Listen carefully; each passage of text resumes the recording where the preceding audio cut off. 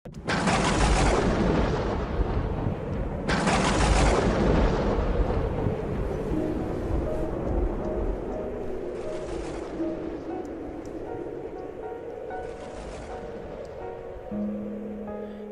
was teaching in a synagogue on the Sabbath, and a woman was there who for 18 years had been crippled by a spirit.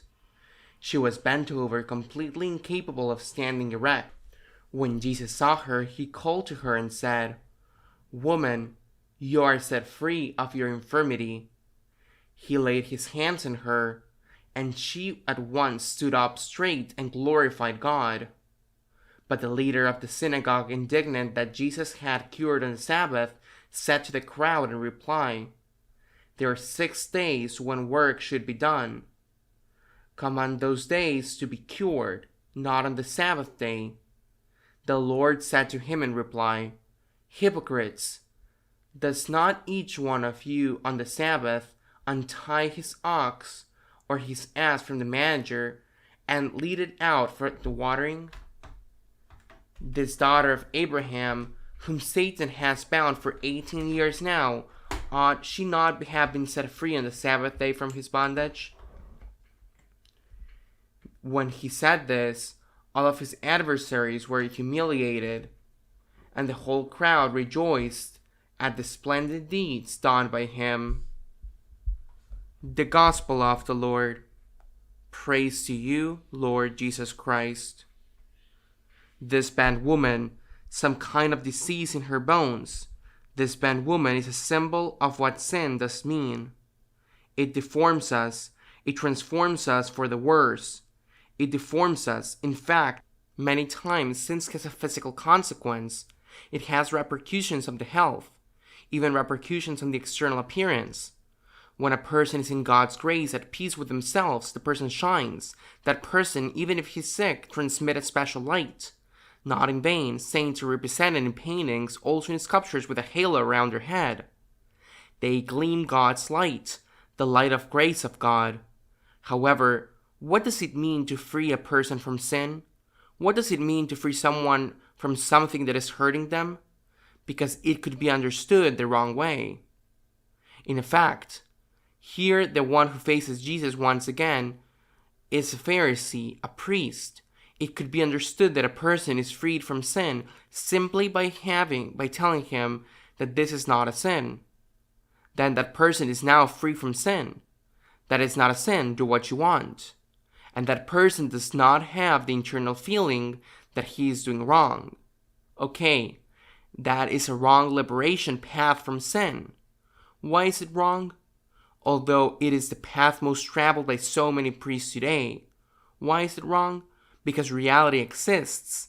Reality exists. We refuse to see it, but it does exist. It exists. The bent woman of whom the gospel speaks of was not bent because she was under the influence, but she really had an illness.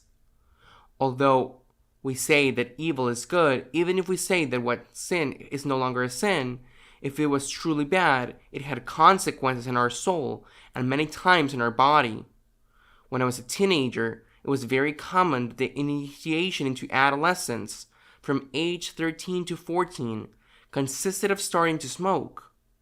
If you didn't smoke, it was likely that you weren't a little man. You were still a child. I remember that, without exception, all my classmates at school started smoking for men.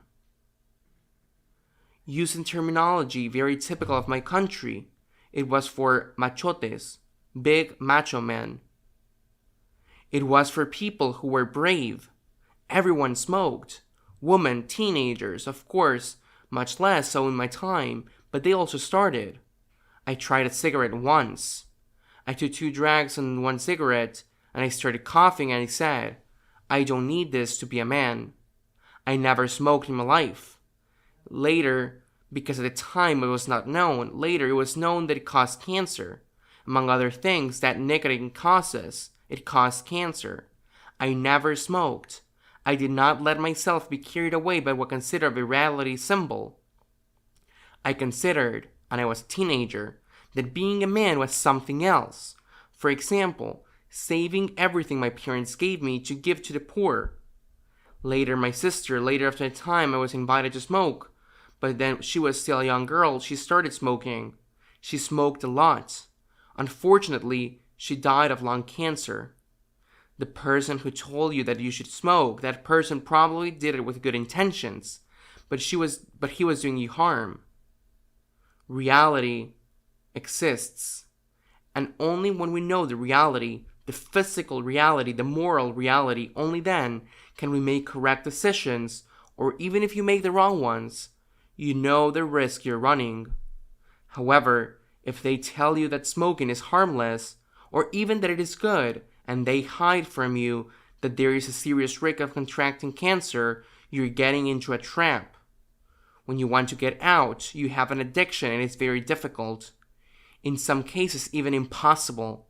Or even if you leave it, like what happened to my sister, the damage was done already. A few years later, it showed its face, which can cause cancer. Why? If we know this about physical things, we don't know it about spiritual things. We have to know the truth. It is the truth that set us free. Jesus is our liberator. Jesus is who allows us to walk upright and not bent. It's Jesus who, by telling us the truth, is setting us free.